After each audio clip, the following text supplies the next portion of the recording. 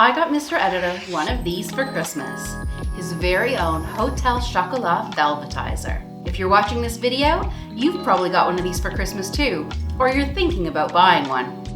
Hotel Chocolat are one of the top chocolatiers, and they make these amazing sachets of different flavors of hot chocolate. You just pour it into your Velvetiser with your cold milk, switch it on, and it spins and heats to a perfect 67 degrees.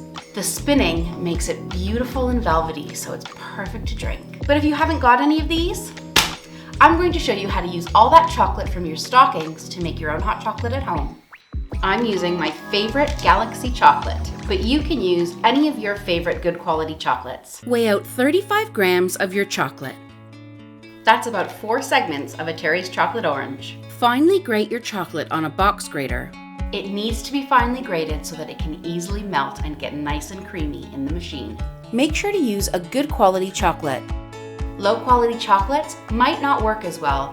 They may gunk up and become oily in your machine. Pour into your Velvetiser 220 milliliters of whole or full fat milk, then carefully tip in your chocolate flakes. Place it on the power base, pop your lid on, and press go.